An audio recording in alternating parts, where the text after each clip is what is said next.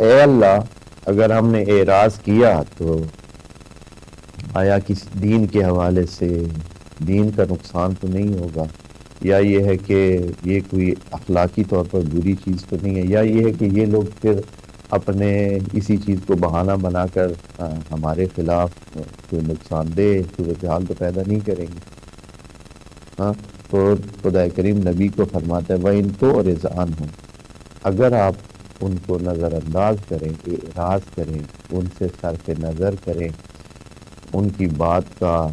فیصلہ نہ دیں، ان کی بات نہ سنیں، فَلَن يَضُرُّوكَ شَيْئًا، تو یہ ہماری گارنٹی ہے، اللہ تعالیٰ فرماتے ہیں کہ یہ لوگ آپ کو کوئی نقصان نہیں پہنچا سکتے۔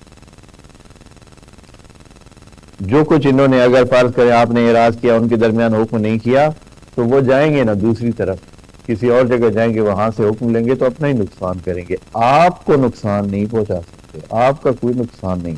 اگر آپ نے ان کے درمیان حکم نہ کیا تو یہ ان کا نقصان ہے، آپ کا کوئی نقصان